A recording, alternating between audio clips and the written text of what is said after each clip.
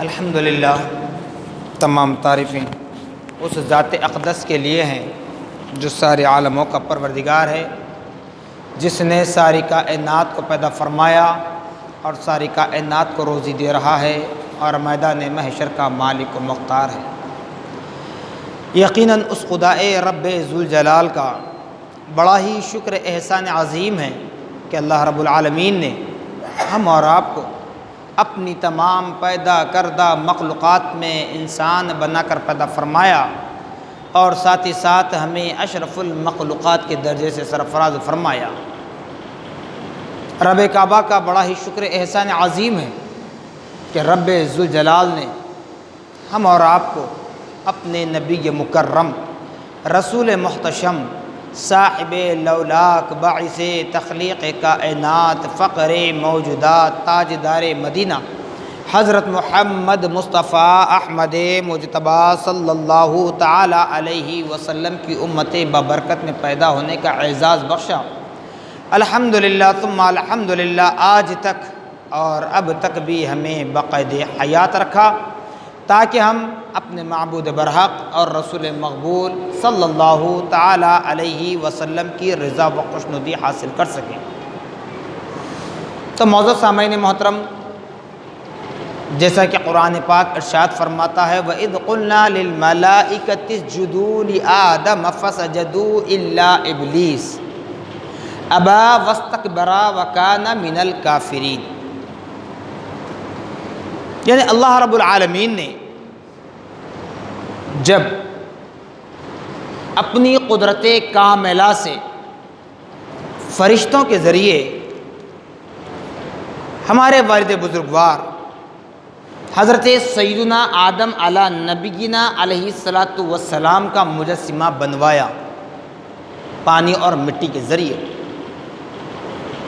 جب مجسمہ تیار ہوا، اسٹیچو بن گیا، تب اللہ پاک نے فرشتوں کو حکم دیا وَإِذْ قُلْنَا لِلْمَلَائِكَةِ اسْجُدُوا لِآدَمَ فَسَجَدُوا، کہ اے میرے فرشتوں، میرے آدم کے لیے سجدہ کرو، میرے آدم کے لیے سجدہ کرو۔ تو دیکھیے، چونکہ آج ہمارا معاشرہ اور ہم صرف اکڑ پنے میں ہیں، کہیں دولت کو لے کر، کہیں اولاد کو لے کر، کہیں طاقت کو لے کر، کہیں اپنے علم کو لے کر، کہیں اپنی خوبصورتی کو لے کر اتراتے ہیں۔ تو اترانے پر کیا ہوتا ہے، اکڑ پن اپنے اندر آنے سے کیا ہوتا ہے، یہ قرآن پاک واضح کر رہا ہے۔ فرشتے اللہ کی وہ نورانی مخلوق ہیں جو مرد اور عورت پن سے پاک و صاف، دنیاوی لوازمات سے پاک و صاف، جن کو کوئی دیکھ نہیں سکتا۔ انہی فرشتوں میں سے انسان کے ساتھ بھی 5-7 قسم کے فرشتے ہوتے ہیں، ہر انسان کے ساتھ۔ بطور خاص مومنین کے لیے بتلایا گیا کہ ایک فرشتہ ہوتا ہے آپ کے رائٹ سائڈ کے شولڈر پر، ایک ہوتا ہے لیفٹ سائڈ کے شولڈر پر، جسے کہتے ہیں کرامن کاتبین۔ جیسے پچھلے وقتوں میں آپ نے سنا کہ انسان دنیا میں ہر جھوٹ بول کر ہر بندے سے بچ سکتا ہے، ہر محکومے سے بچ سکتا ہے، لیکن جو قیامت کا دن برپا ہوگا، جہاں نامہ اعمال کی گٹیریاں کھولی جائیں گی، رب کے سامنے حاضر کی جائے گی، پیش کیا جائے گا، وہاں بندے مومن جھٹلا نہیں سکتا، اس لیے کہ کرامن کاتبین اس کے ساتھ ہیں۔ رائٹ سائڈ کے شولڈر پر جو کرامن کاتبین فرشتہ مقرر ہے، وہ جو نیکی آپ کرتے ہیں اس کو لکھ لیتا ہے۔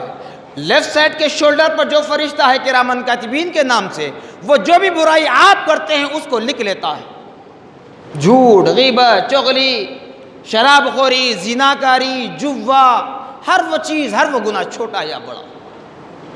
پھر ایک فرشتہ ہوتا ہے آپ کو نیکی کی دعوت دیتا ہے، ایک فرشتہ ہوتا ہے جو آپ کو پیچھے کھینچتا ہے، ایک فرشتہ وہ ہوتا ہے جب بندہ مومن درود پاک کا ورد کرتا ہے تو فرشتہ اللہ کے رسول محمد مصطفیٰ صلی اللہ تعالی علیہ وسلم کی بارگاہ اقدس میں آپ کا اور آپ کے باپ دادا کا، آپ کا قبیلے کا نام لے کر کہتا ہے کہ یا رسول اللہ صلی اللہ تعالی علیہ وسلم، آپ کے فلاں امتی فلاں بن فلاں نے فلاں قبیلے کا فرد نے آپ پر درود پاک پڑھا ہے۔ تو یہ فرشتوں کی وہ ذات ہے، وہ مقدس ذات ہے، اور یہی فرشتوں کی وہ جماعت ہے جن میں اللہ رب العالمین نے 4 فرشتوں کو مقرر کیا، منتخب کیا، کہا کہ جبرائیل میرا پیغام میرے انبیاء تک پہنچانا۔ پھر میکائیل سے کہا کہ تمہاری ذمہ داری ہے کہ میرے بندوں کو روزی دینا اور پانی برسانا۔ اسرافیل کو حکم دیا کہ اپنے دونوں ہاتھ میں سور لے کر کھڑے ہو جانا، جب میں حکم دوں تو ایک کے بعد دوسرا سور پھونکنا، یعنی پہلے سور میں قیامت برپا ہوگی تو دوسرے سور کا حکم ہوگا، تو وہاں جس حالت میں ہم فوت ہو چکے ہیں اسی حالت میں دوبارہ ہمیں زندہ اٹھایا جائے گا۔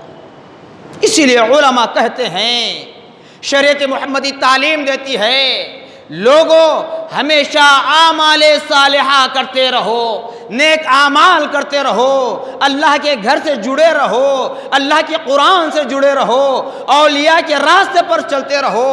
نہ جانے کب تمہاری سانس رک جائے، نہ جانے ملک الموت تمہاری روح کب قبض کر لے، کہیں ایسا نہ ہو کہ تم اعمال بد میں مبتلا ہو، گناہوں میں مبتلا ہوں، اس وقت تمہاری موت واقع ہو جائے تو یہاں خاندان والے تمہاری اس برائی کو ڈھانک لیتے ہیں، تمہارا فرنٹ سرکل ڈھانک لیتا ہے، لیکن میدان محشر وہاں جو برپا ہوگا وہاں کوئی ڈھکی کی چھپی چیز نہیں ہوگی، تم جس حالت میں مرے ہو اسی حالت میں تمہیں دوبارہ زندہ کیا جائے گا۔ پھر اسرائیل کو حکم دیا کہ اسرائیل، جس وقت یعنی شب برات میں، شعبان کی 15ویں شب میں سال بھر کے جو نامہ اعمال پیش کیے جاتے ہیں، سال بھر کا جو کوٹھا تیار ہوتا ہے کہ کون پیدا ہونے والا ہے، کون مرنے والا ہے، کون کیا کرنے والا ہے، اسرائیل کو حکم ہوگا، جس وقت حکم ہوگا وہ اپنے ہاتھ میں سے کچھ کنکریاں نکال کر زمین پر ڈالیں گے، سب کی روح قبض ہو جائے گی۔ یہ کام خدا کی قدرت ہے، خدا کا ہے، لیکن لے رہا ہے فرشتوں سے۔ تو معلوم کیا ہوا صاحب، ان تمام باتوں کو سننے کے بعد یہ اب ہمارے سامنے 100% پروف یہ ہو رہا ہے کہ اولیاء کا وسیلہ کسی دور میں غلط نہیں ہے، شرک اور بدعت نہیں ہے۔ اولیاء کا وسیلہ کیوں؟ اس لیے کہ جب خدائے رب العالمین کے لیے قرآن کہہ رہا ہے ان اللہ علی کل شیء قدیر، بے شک اللہ ہر چیز پر قادر مطلق ہے، اس کو ہر مکتبے فکر سے تعلق رکھنے والے مانتے ہیں، ہر مذہب والے مانتے ہیں، ہر کلچر والے مانتے ہیں۔ باوجود اس کے اللہ رب العالمین فرشتوں کے ذریعے نظام چلا رہا ہے، انبیاء کے ذریعے ہم تک اسلام کا پیغام پہنچایا ہے، پہنچا رہا ہے، اور آج نبی محمد الرسول اللہ صلی اللہ علیہ وسلم پر نبوت کا دروازہ بند ہونے کے بعد صحابہ، تابعین، تبع تابعین، مفسرین، محدثین، فقہاء، ائمہ اربع، سلاسل طریقت، شریعت کے بعد طریقت کا درجہ ہے نا، تو اسی لیے سلسلہ قادریہ، چشتیہ، نقشبندیہ، سہروردیہ اور ان کی جتنی برانچز ہیں، شاخیں ہیں، شاذلیہ، قلندریہ، شتاریہ، یہ سب اس کی شاخیں بنتی ہیں، مرکزی 4 سلسلے ہیں۔ تو یہ ہمارے لیے برحق ہیں، ان کے ذریعے ہم تک دین اسلام کا پیغام پہنچ رہا ہے، اور آج وہی سلسلوں کے اولیاء، علماء جو اپنے سینوں میں قرآن و حدیث کو محفوظ کیے ہوئے ہیں، وہ ہمیں تعلیم دے رہے ہیں کہ اولیاء کا سلسلہ، اولیاء کا وسیلہ کسی زمانے میں شرک اور بدعت نہیں رہا ہے۔ اس بات کو اچھی طرح ذہن بٹھا لیں۔ اب رہی بات، کہتے ہیں کہ نہیں ولی کی بارگاہ میں جا کر، فلاں درگاہ میں جا کر سجدہ کرتے ہیں۔ غالباً 2 جمعہ پہلے میں نے کہا تھا کہ سجدے پر جو بات ہم کریں گے انشاءاللہ آئندہ، لیکن آج جو باری آ چکی ہے تو یہ سمجھیے صاحب، سجدہ کب ہوتا ہے؟ سجدہ کب ہوتا ہے؟ سجدے کے لیے سب سے پہلے نیت ہونی چاہیے، نیت ہونی چاہیے دل میں کہ میں سجدہ کر رہا ہوں نماز کے لیے. یا دوسرا سجدہ ہے تو قرآن پاک میں جو سجدہ تلاوت آتی ہے اس سجدہ تلاوت کو آپ پڑھ لیں یا سن لیں تو آپ پر سجدہ واجب ہے. یہ نیت ہے تو تب سجدہ ہے، نیت نہیں ہے تو سجدہ نہیں ہوتا. چاہے مسلک حنفی ہو، شافعی ہو، حنبلی ہو، مالکی ہو. یہ چار مسلک پانچوں ہمارے پاس نہیں ہے. ان چاروں مسلک میں جس کے پاس نیت سجدے کی ہے تب سجدہ ہوتا، اس سے پہلے سجدہ نہیں ہوتا. اب نیت اگر سجدے کی بھی ہے تو سجدہ کیسا ہونا چاہیے صاحب؟ جب آپ سجدہ ریز ہوں اپنے ماتھے کو زمین پر ٹیکیں تو آپ کی پیر کی انگلیاں مڑ کر قبلے کی طرف رخ ہوں انگلیوں کا. دوسری شرط آپ کے گھٹنے زمین پر ٹیکے جائیں. تیسری شرط آپ کے ہاتھ زمین پر ٹک جائیں. پھر اس کے بعد یہ شرط بتائی جاتی کہ ناک اور پیشانی زمین پر ٹیکے. جب ناک اور پیشانی زمین پر ٹکے، ہاتھ ٹکنا ہے تو ہاتھ آپ کے سجدے میں یہ کانوں کی للکیوں کے مقابل برابر ہونی چاہیے، تب کہیں جا کر وہ سجدہ ہوگا. جہاں جھکے اگر وہاں سجدہ اگر کہتے چلے جائیں تو پھر کئی ہزاروں مثالیں میں ملتی ہیں کہ ہر چیز کے لیے سجدہ کرو گے، ہر چیز کو سجدہ کہو گے. سوچنے والی بات ہے. ہاں اگر کوئی کسی ولی کی بارگاہ میں تعظیماً سر جھکا رہا ہے، شریعت محمدی کے اعتبار سے قرآن کی روشنی میں آپ یہ دیکھ لیں تعظیماً سر جھکانا یہ غلط نہیں ہے. تعظیماً سر جھکانا غلط نہیں ہے. کیوں؟ اگر تعظیماً سر جھکانا بھی غلط کہتے ہو کوئی تو پھر میں کہتا ہوں 10,000 روپے تمہیں کوئی دے دے، 1,00,000 روپے تو کوئی تمہیں دے دے، لے کر آپ سیدھا چلے جاتے، جھک کے اس کے پیر پکڑتے ہیں نا، ہاتھ جوڑتے ہیں، جھک کر شکریہ ادا کیا جاتا ہے، اس وقت سجدہ نہیں یاد آتا. یہ اہل سنت والجماعت والوں کا قصور ہے. اولیاء کی بارگاہ میں جا کر تعظیماً اگر سر جھکایا جائے تو اس کو سجدہ کہیں. ارے دنیا داری پر تم شکر بجا لانے کے لیے وہاں سر جھکا دیتے ہو. اگر یوں کہوں تو بیجا نہ ہوگا. ارے جس نے اپنے ماں باپ کے پیر کو نہ چھویا زندگی بھر، زندگی میں جس نے اپنے ماں باپ کے پیروں کو نہ چھویا ہو، وہ کوئی تمہیں 10,000 روپے دیتا ہے، تمہاری کسی مصیبت پر کام آتا ہے، تمہاری کسی مشکل مسئلے کو حل کرتا ہے تو اس کے پیر پکڑ لیتے ہیں. بتاؤ کیا ماں باپ سے بڑھ گئے؟ وہ تو چھوڑ دیجئے، خدا اور اس کے نیک بندے، انعام یافتگان بندوں کو تو بازو رکھ دیجئے. مثال دنیا کی جب دے رہا ہوں تو دنیا کے اعتبار سے بات کروں. جبکہ بتلایا گیا الجنت تحت اقدام الامہات، جنت کون سی جگہ؟ وہاں پیسے والے محل والے نہیں، وہاں تو فنا فی اللہ ہونے والے رہتے ہیں، جنہوں نے اپنی زندگی کو خدا کی راہ میں قربان کر دیا. ان کا ٹھکانہ جنت ہے، اور جنت ہے میرے نبی کی، وہ ہماری میراث ہے.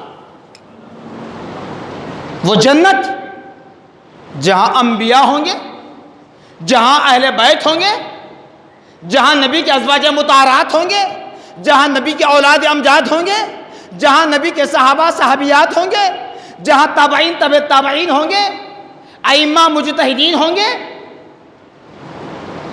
اولیاء اللہ ہوں گے، شہداء ہوں گے. اس جنت کے لیے اللہ کے رسول صلی اللہ علیہ وسلم ہمارے پیارے آقا کیا فرماتے ہیں؟ الجنت تحت اقدام الامہات، جنت ماں کے قدموں کے نیچے ہے. اللہ اکبر. سوچئے اس سے بڑی بات اور کوئی ہے؟ جس جگہ انبیاء ہوں، صحابہ ہوں، شہداء ہوں، اولیاء ہوں، اس جگہ کو اللہ پاک اس کے رسول فرما رہے ہیں کہ ماں کے قدموں کے تلے جنت ہے. اور باپ کے لیے بتلایا گیا الوالد اوسط ابواب الجنہ، باپ جنت کے دروازوں میں بیچ کا دروازہ ہے، بیچ کا دروازہ ہے. تو ان ماں باپ کے قدموں تلے جنت. کبھی ماں باپ کے پیر کو چھونا ہم گوارا نہیں کرتے، کبھی ان ماں باپ کی خدمت کرنے کے لیے ہم تیار نہیں ہوتے، لیکن جب کوئی ہمارا دوست، ہمارا کوئی اور رشتے کا بھائی، مسلمان ہو یا غیر مسلمان یا کوئی ہو، جب ہمیں کچھ مدد کرتے، ہیلپ کرتے ہماری، تو اس کے پیر چھو لیتے ہیں، کتنی مایوب بات ہے۔ ارے اس ماں سے پوچھو جس نے اپنے کوکھ میں 9 مہینے رکھ کر تمہیں سنبھالا ہے، اس باپ سے پوچھو جس نے تمہاری پیدائش کے بعد اپنے چین کو، اپنی نیند کو، اپنے آرام کو چھوڑ کر ہماری پرورش کی ہے۔ کبھی ان ماں باپ کے قدم چھونے کے لیے ہمارے ہاتھ آگے نہیں بڑھتے، نہ ہمارا سر کبھی جھکتا ہے، لیکن کوئی 10,000 روپے دے دے، 10 لاکھ روپے دے دے، ایسا سمجھتے ہیں کہ زندگی ساری انہوں نے ہماری بسائی ہے۔ خدا، اللہ اس کا رسول حاضر و ناظر، کسی پر طنز مقصد نہیں ہے۔ یہ بات اس لیے کہہ رہا ہوں کہ تاکہ ذہن کھل جائیں۔ اولیاء کی بارگاہ میں تعظیماً سر جھکانے پر فتوے نکلتے ہیں، تو دنیا داری کے سامنے بھی سر جھکانے پر فتویٰ دیجئے دا مفتی صاحب، نہیں تو خدا را تعظیماً ولی کی بارگاہ میں سر جھکانا یہ غلط نہیں ہے۔ ہاں، اس بات کا خیال ضرور رکھیں، ہم عقیدہ اہل سنت کے مطابق اس کی ترجمانی میں یوں کرتے ہیں، بتاتے ہیں۔ میں نے بارہ کہا، صرف سامنے والے پر طنز کرنا یہ مقصد نہیں ہے، بلکہ ہم اپنے گریبان میں جھانک کر دیکھ لیتے ہیں اور اپنی برائیوں کو بھی ہمارے اندر سے نکالنا چاہتے ہیں، لا علمی کی وجہ سے، نہیں معلوم ہونے کی وجہ سے۔ اگر کوئی حضرات کسی ولی کی بارگاہ میں جا کر اتنا جھک جاتے ہیں جہاں سجدے کی مثل قرار دیتی ہے، تو وہ مشابہ ہونے نہ دیں، کیونکہ لوگ کیا ہے، آپ کے ظاہری عمل کو دیکھتے ہیں، آپ کی دل کی نیت کو کوئی نہیں جانتا، بس اٹھائے فتویٰ دے دیا جی۔ اور دوسرا، جب ولی اللہ کی بارگاہ میں جا کر مانگا جاتا ہے، بتاؤ جو فتوے نکالتے ہیں ان مفتی صاحبان سے میں پوچھتا ہوں، سوشل میڈیا کے ذریعے فتویٰ دے یا پھر اپنی مجلسوں میں فتویٰ دے؟ ولیوں سے مانگنا شرک ہے، حرام ہے۔ اجی صاحب، ہم نے کبھی کسی ولی سے نہیں مانگا، بخدا اللہ اس کا رسول حاضر و ناظر ہے۔ ارے ولی تو ولی، ہم نے نبی سے بھی نہیں مانگا، نبی سے بھی نہیں مانگا، مانگا ہے تو صرف خدا سے، وسیلہ لیا ہے نبی کا، مانگا ہے خدا سے، وسیلہ لیا ہے نبی کی ازواج مطہرات کا، مانگا ہے خدا سے، وسیلہ لیا ہے صحابہ کرام کا۔ کیوں؟ یہ اللہ کے مقرب بندے ہیں، یہ اللہ کے محبوب ترین بندے ہیں۔ محبت، جب غلامان مصطفیٰ صلی اللہ علیہ وسلم محبت میں نبی کا نام آتے شوم لیتے ہیں تو اعتراض، نبی پر سلام پڑھے اعتراض، نبی پر درود پڑھیں اعتراض، جی نبی کی میلاد منائیں اعتراض۔ پوچھتے صحابہ نے کیا تھا کیا؟ تو پھر اس کو ریپیٹ کرنا پڑے گا مجھے۔ نبی کے دور میں آپ تھے نہیں تھے؟ ارے جب میرے نبی جس راستے سے گزرتے، جھاڑوں پہاڑ سے آواز آتی، الصلاۃ والسلام علیکہ یا رسول اللہ، الصلاۃ والسلام علیکہ یا حبیب اللہ، الصلاۃ والسلام علیکہ یا نبی اللہ۔ خود حضرت علی رضی اللہ تعالیٰ عنہ، حضرت ابوبکر رضی اللہ تعالیٰ عنہ، حضرت عثمان غنی رضی اللہ تعالیٰ عنہ، حضرت عمر رضی اللہ تعالیٰ عنہ اور دیگر صحابہ جب نبی کے ساتھ ہوتے، آواز آتی، دائیں پلٹتے، بائیں پلٹتے، سامنے دیکھتے، پیچھے پلٹ کر دیکھتے، آواز دینے والا نظر نہیں آتا، لیکن برابر صدائیں آ رہی ہے، الصلاۃ والسلام علیکہ یا رسول اللہ۔ صحابہ پریشان ہیں، یا رسول اللہ یہ آواز تو آ رہی ہے، آواز دینے والا نظر نہیں آ رہا ہے۔ تو میرے نبی پاک صلی اللہ علیہ وسلم نے فرمایا، کیا فرمایا؟ یہ خدا کی قدرت کا معاملہ ہے۔ وہیں پر شہزادہ فاروق اعظم حضرت امام محمد انوار اللہ فاروقی علیہ رحمت رضوان بانی جامع تحریر فرماتے ہیں کہ ہمارے نبی کو دنیا کی ہر وہ شے جانتی ہے، چاہے وہ جھاڑ ہو، پتھر ہو، کوئی چیز ہو، ہر وہ شے ہمارے نبی کی ذات مقدسہ کو جانتی ہے۔ تبھی تو یہ در و دیوار سے، یہ شجر و حجر سے، یہ پتھر کی چٹانوں سے آوازیں آ رہی ہے، الصلاۃ والسلام علیک یا رسول اللہ صلی اللہ علیہ وسلم۔ تو ہم درود و سلام پڑھنے پر اعتراض کیوں؟ نبی کی محبت، تم کیا محبت کرو گے؟ تم تو سیرت کے نام سے جلسے کر کے کہتے ہیں کہ بھوکے تھے، فاقے تھے۔ اجی صاحب، جو خدا کا خزانہ بانٹے، جس کے ہاتھ میں اللہ رب العالمین مختار کل بنا کر سارے خزانے دے دے اور کہہ دے کہ اے میرے محبوب، میں رزق دینے والا ہوں، بانٹنے والے آپ ہو، بانٹنے والے آپ ہو۔ اب ہمیں کوئی کچھ دے دے، کہہ دے کہ فلاں صاحب آپ کا ذمہ داری ہے کہ محلے میں سارا بانٹ دے، تب ہمارا ایک طریقہ ہے، ہمارا نیچر کیا ہوتا ہے؟ پہلے اپنے حصہ نکال لیتے ہیں، بعد میں بانٹتے ہیں، بلکہ اپنے حصے سے زیادہ بھی نکال لیتے ہیں۔ لیکن جب دنیاوی اعتبار سے بانٹنے والا بھوکا نہیں ہوتا تو خدائے رب العالمین نے نبی محمد الرسول اللہ صلی اللہ علیہ وسلم سے کہا کہ رزق دینے والا میں، رزق لکھنے والا میں، تقدیر لکھنے والا میں، اے میرے محبوب آپ کو اتنا اختیار ہے، جسے چاہے جتنا چاہے جب چاہے آپ بانٹتے چلے جائیں۔ تقدیر بھی اگر مٹوانا چاہتے ہو تو یہ آپ کو اختیار ہے، کسی اور کو اختیار نہیں ہے۔ میدان محشر بھی برپا ہوگا تو وہاں پر بھی شفاعت کا جو معاملہ ہے، وہ شفاعت کا تاج ہمارے نبی محمد الرسول اللہ کے سر نبوت پہنایا گیا ہے۔ اور کیا محبت دیکھتے ہو؟ اب ہم صحابہ کی محبت، انبیاء، تابعین، تبع تابعین، شہداء، اولیاء، ان سے ہم محبت کیوں کرتے ہیں؟ ان سے ہم وسیلہ کیوں لیتے ہیں صاحب؟ اس لیے کہ ہمیں یقین ہے جس کے دل میں اولیاء کی محبت ہو تو ائمہ اربعہ کی محبت ہوگی۔ جب ائمہ اربعہ کی محبت بس جائے، شہداء کربلا کی محبت ہوگی۔ شہداء کربلا کی محبت اس کے دل میں بس جائے تو تبع تابعین کی محبت ہوگی۔ تبع تابعین کی محبت بس جائے تو تابعین کی محبت ہوگی۔ جب تابعین کی محبت اس کے دل میں اجاگر ہو جائے تو صحابہ کی محبت ہوگی۔ صحابہ کی محبت ہو تو حضرت علی بھی راضی ہوں گے۔ جب حضرت علی راضی ہو تو عثمان غنی راضی ہوں گے۔ عثمان غنی راضی ہو تو عمر راضی ہوں گے۔ جب عمر راضی ہو تو صدیق اکبر راضی ہوں گے۔ ارے جب صدیق اکبر راضی ہو تو پھر نبی اس کے دل میں بس جائیں گے۔ جب نبی اس کے دل میں بس جائے تو خدا کا دیدار ہمیں نصیب ہو جائے گا۔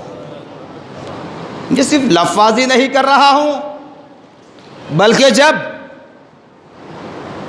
غار میں پہنچے صدیق اکبر اپنے نبی کو لے کر اپنے کاندھوں پر سوار کر کے،